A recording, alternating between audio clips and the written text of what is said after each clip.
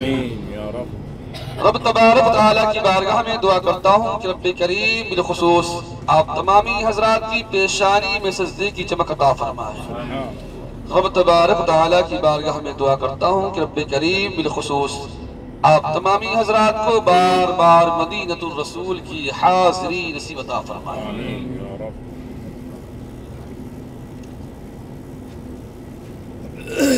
تو انشاءاللہ سبھی حضرات کا تو وضو مکمل ہوگا، کیونکہ اب ہم یہاں سے چل رہے ہیں مسجد قباء۔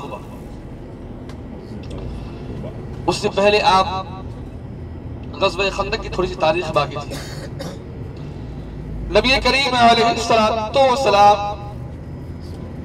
آپ نے یہ ارشاد فرمایا کہ جس نے بھی مدینے کی بھوک اور پیاس اور تکلیف کو برداشت کر لیا، اس کے لیے میری طرف سے جنت کی بشارت ہے اور قیامت کے دن میں اس کی گواہی دوں گا۔ اور دوسری جگہ حدیث پاک میں ہے کہ جس نے بھی مدینے والوں کی غیبت، چغلی، برائی، عیب نکالا کسی چیز کے اندر، تو اس شخص کو اس طرح سے پگھلا دیا جائے گا جس طرح پانی کے اندر نمک ڈال کر پگھلا دیا جاتا ہے۔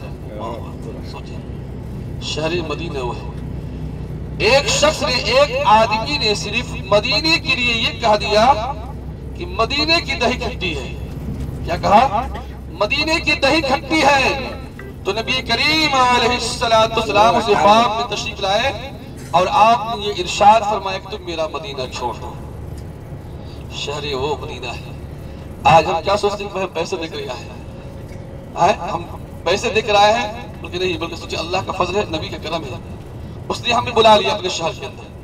قرآن نے کہا لا اقسم بہذا البلد، تمام شہروں میں اعلیٰ اور افضل شہر مدینۃ الرسول ہے۔ اس لیے بولا تھا کھانے کو نہیں بولا، اور کیونکہ انہیں بولا ہے تو آپ آئے نا، اسی شہر مدینہ کے اندر صحابہ کرام رضوان اللہ تعالی علیہم اجمعین کس طرح سے دین کی خاطر قربانی دی۔ یہی نہیں بلکہ صحابہ کرام رضوان اللہ تعالی علیہم اجمعین دین کی خاطر قربانیاں دینے کی بھوکے تھے، پیاسے تھے۔ آج اس طرف کا بہت بڑا احسان عظیم ہے کہ آج ہمیں ہر طرح کی سہولت ملی ہوئی ہے، اور انشاءاللہ باذن اللہ یاد رکھیں آخری دن ضرور آقا کی بارگاہ میں جائیں، سلام پیش کریں، ایک دوسرے کی غلطی خامی کو معاف کر دیں، کیونکہ انسان ہے، غلطی کسی سے بھی ہو سکتی ہے۔ اور انسان عمرہ کرنے کے بعد بالکل گناہوں سے پاک اور صاف ہو جاتا ہے، وہ کہ وہ بھی ماں کے پیٹ سے باہر آیا ہے۔ ہم مدینے سے جائیں گے تو بالکل گناہوں سے پاک اور صاف ہو کر جائیں گے۔ تو اسی غزوہ خندق کے اندر کوئی ایک دو دن نہیں بلکہ 28 روز تک کنٹینیو جنگ ہوئی، اس کے باوجود بھی جیت ہار کا کوئی نتیجہ نہیں ملا۔ تو نبی کریم علیہ السلام آپ نے رب کی بارگاہ میں دعا مانگی کہ یا اللہ 3 روز دعا مانگی، سوموار، منگل، بدھ کے دن جو ہے آپ کی دعا قبول ہوئی۔ تو اللہ تبارک و تعالیٰ نے مسلمانوں کی مدد کے لیے غیب سے آندھی اور طوفان اتنا تیز آیا کہ وہ کفار و مشرکین کا خیمہ اڑ گیا، سارے سامان کھانے پینے کے مٹی بھی مل گئے، نیست و نابود ہو گئے۔ وہ لوگ آپس میں کہنے لگے ہم پر اللہ کا عذاب آ چکا ہے، ہم لوگ تباہ و برباد ہو گئے، ہم لوگ مارے گئے، کیونکہ ہمارے پاس تو 10,000 کی فوج تھی اور کہاں مسلمانوں کی تعداد صرف 3,000۔ کفار و مشرکین اس میدان کو چھوڑ کر بھاگ گئے، اور نبی کریم علیہ السلام کی دعا کی برکت سے مسلمانوں کو غزوہ خندق کے اندر فتح ملی، کامیابی حاصل ہوئی۔ اور جو پہاڑ دیکھا تھا آپ نے جس کا نام تھا جبل صلاح پہاڑ، جبل صلاح کی وہ تاریخ ہے کہ نبی کریم علیہ السلام صحابہ کرام رضوان اللہ تعالی علیہم اجمعین پیارے آقا علیہ السلام کو 3 روز تک مدینے کی تمام گلیوں میں تلاش کر رہے، آپ کہیں بھی نہیں ملے۔ صحابہ کرام حیران و پریشان تلاش کرتے ہوئے آپ اسی پہاڑ پر پہنچتے ہیں، جبل صلاح پر۔ جبل صلاح پر پہنچنے کے بعد کیا دیکھتے ہیں کہ ایک چرواہا ہے جو بکری کو چلا رہا تھا. صحابہ کرام رضوان اللہ تعالی علیہ مجمعین. یہ دیکھیں آپ کی لیفٹ سائڈ بائیں طرف جو ہے یہ ترکی میوزیم ہے اور یہ ترکی کے زمانے کا ریل کھڑی ہے. یہ ترکی کے زمانے کا ریلوے اسٹیشن ہے اور یہ میوزیم بھی ہے. یہ عصر کی نماز کے بعد کھلتا ہے. 309 نمبر گیٹ کے سامنے ہے. 309 نمبر گیٹ ہے اسی کے سامنے ہے. تو نبی کریم علیہ السلام کو تلاش کرتے ہوئے صحابہ کرام اسی پہاڑ پر پہنچتے ہیں. پہاڑ پر پہنچنے کے بعد کیا دیکھتے ہیں؟ ایک چرواہا ہے جو بکری کو چرا رہا ہے. صحابہ کرام رضوان اللہ تعالی علیہ مجمعین عرض کرتے ہیں اس چرواہے سے کیا تو نے میرے نبی کو دیکھا ہے؟ اس چرواہے نے کہا میں تمہارے نبی کو تو نہیں جانتا ہوں لیکن ایک بات ضرور ہے جو میں 3 روز سے دیکھتا ہوں، جس کے رونے کی آواز آتی ہے، جس کی وجہ سے میری بکریوں نے کھانا پینا چرنا بند کر دیا ہے.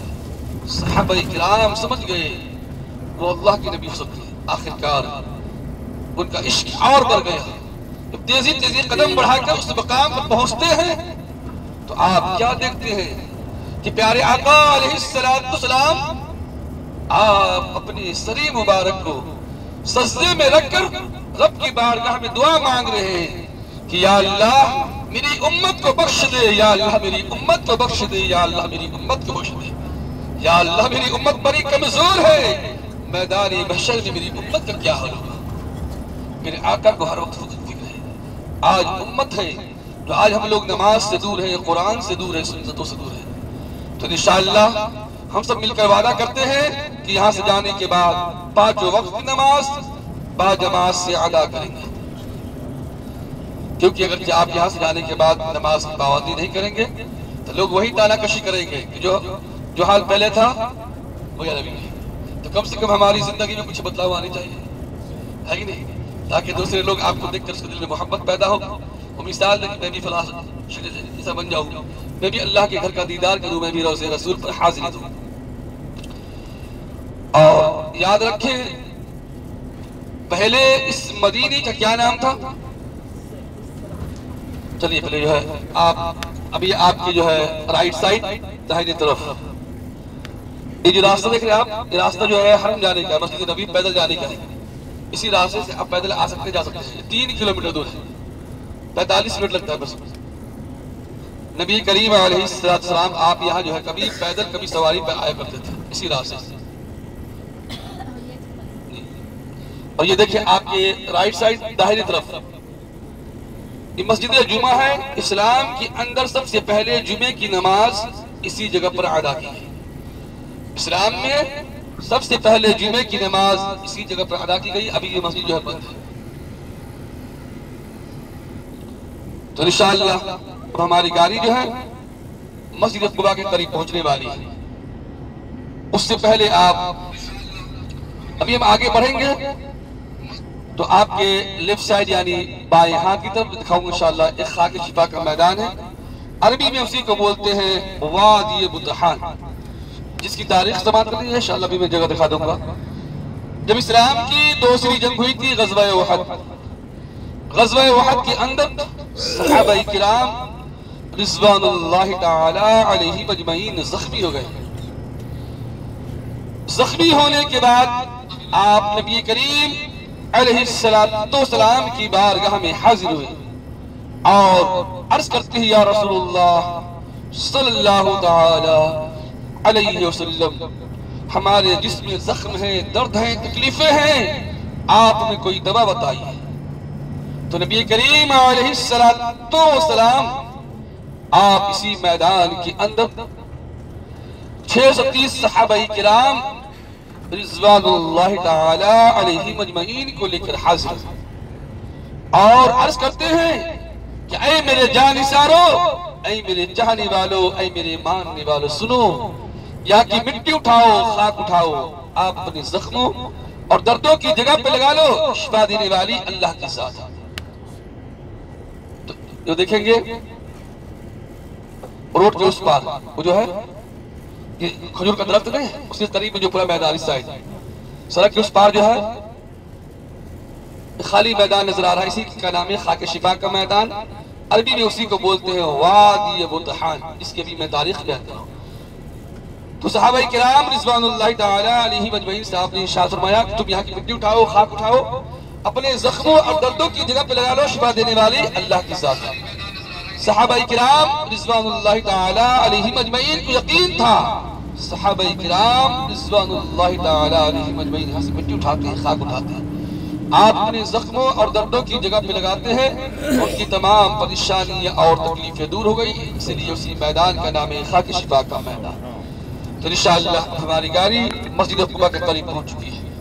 یاد رکھیں گے مسجد قباء یہ اسلام کی اول مسجد فرسٹ ہے۔ دنیا میں لوگ اس سے پہلے نماز پڑھا کرتے تھے لیکن مسجد نہیں تھی، جس کا ذکر قرآن میں سورہ توبہ کے اندر مکمل موجود ہے۔ جب نبی کریم علیہ السلام کے اوپر کفار و مشرکین ظلم و ستم ڈھانے لگے تو حکم الہی نازل ہوا کہ اے محبوب آپ یہاں سے ہجرت فرمائیے۔ تو پیارے آقا علیہ السلام آپ مکہ المکرمہ سے ہجرت کر کے آپ مدینہ طیبہ تشریف لائے۔ تو جس جگہ پر مسجد قباء بنی ہوئی ہے یہ کلثوم بن حدم کی زمین ہے۔ پہلے کے زمانے میں لوگ یہاں پر کھجوریں سکھایا کرتے تھے، اس زمانے میں کولڈ اسٹور نہیں تھا، کھجور کو سکھا کر لوگ رکھتے تھے۔ تو نبی کریم علیہ السلام کو یہ زمین پسند آئی، پسند آنے کے بعد پیارے آقا علیہ السلام آپ نے اپنے دستے مبارک سے یعنی اپنے ہاتھوں سے اس مسجد کی بنیاد رکھتے ہیں، اور صحابہ کرام رضوان اللہ تعالی علیہ مجمعین کے ساتھ آپ مل جل کر کام کرتے ہیں۔ جب آہستہ آہستہ مسجد بالکل مکمل تیار ہو گئی، ادھر نہیں ہے بھائی، اس میں ہے خالی ہے بھائی، ہو جائے انشاءاللہ، نہیں ہو جائے گی انشاءاللہ، چلو نا یہ عورتوں کے لیے قریب بنے گا ادھر سے، نہیں کھلا ہوا ہے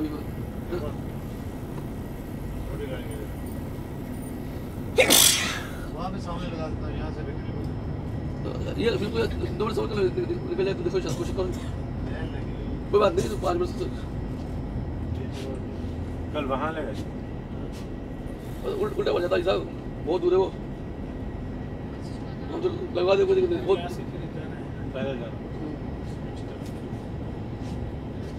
تو نبی کریم علیہ السلام آہستہ آہستہ مسجد بالکل مکمل تیار ہو گئی تو صحابہ کرام رضوان اللہ تعالی علیہ مجمعین عرض کرتے ہیں کہ یا رسول اللہ صلی اللہ تعالی علیہ وسلم، مکہ والوں کے پاس تو خانہ کعبہ ہے، وہ اس کا طواف کر کے ہم سے ثواب میں آگے بڑھ جائیں گے، ہم مدینے والوں کے لیے کیا حکم ہے؟ تو نبی کریم علیہ السلام آپ نے یہ ارشاد فرمایا کہ اے میرے جانثاروں، اے میرے چاہنے والوں، اے میرے ماننے والوں، سنو، جو شخص اپنے گھر سے وضو کر کے آئے گا اور مسجد قباء کے اندر صرف 2 رکعت نفل پڑھے گا، اس کو کامل مقبول عمرے کا ثواب ملے گا۔ تو انشاءاللہ آپ سبھی حضرات کا وضو مکمل ہے، اور دوسری جگہ حدیث پاک میں ہے جو شخص بھی مسجد قباء کے اندر صرف 2 رکعت نفل پڑھے گا، اس کو میرے ساتھ عمرہ کرنے کا ثواب ملے گا۔ اور کریں، ہم نے مکہ کے اندر خانہ کعبہ کا طواف کیا، پھر اس کے بعد صفا اور مروہ کی سعی کی، گھنٹوں کے بعد ہمارا عمرہ مقبول ہوا کہ نہ ہوا یہ کوئی نہیں جانتا ہے، لیکن یہاں اللہ کے نبی سید عالم صلی اللہ تعالی علیہ وسلم نے ضمانت دے دی، جو شخص بھی اس کو کامل مقبول عمرے کا ثواب ملے گا۔ تو یاد رکھیں، کوئی بھی حضرات یہ نہیں سوچے کہ بھائی ابھی ہم 2 رکعت نفل ادا کریں گے تو 1 عمرے کا ثواب، اور 10 پڑھیں گے تو 5 کا ثواب۔ لہذا اگر جب آپ 100 رکعت بھی ادا کریں گے تو ابھی آپ کو 1 ہی عمرے کا ثواب ملے گا۔ اگر جو پھر آپ دوسرے عمرے کا ثواب پانا چاہتے ہیں، پھر آپ اپنی ہوٹل سے نیت کر کے ارادہ کر کے آئیں گے، پھر 2 رکعت نفل ادا کریں گے تو آپ کو 1 عمرے کا مقبول ثواب ملے گا۔ یاد رکھیں، یہاں پر عورتوں کی نماز کی جگہ الگ ہے، مرد حضرات کے نماز کی جگہ الگ ہے. جس طرف قبلۃ عین میں تھا اس طرح یہاں پر بھی ہے. برائے مہربانی سبھی حضرات اترنے کے بعد میرے ساتھ چلیں گے ایک ساتھ، اور میں وہ جگہ دکھاؤں گا کہ نماز کے بعد سبھی حضرات کو کہاں پہ جمع ہونا ہے، کیونکہ انشاءاللہ نماز کے بعد سبھی حضرات جمع ہوں گے اور ایک جو ہے ویڈیو بنایا جائے گا. اس لیے نا سبھی حضرات کو میں جگہ دکھا دوں گا کہ نماز کے بعد سبھی حضرات اس جگہ پر آ کر بیٹھیں، پھر انشاءاللہ جو ایک ساتھ جو ہے ویڈیو بنایا جائے گا. یہاں پر ہمارے پاس 20 سے 25 منٹ کا ٹائم ہے، سبھی حضرات تشریف لائیں.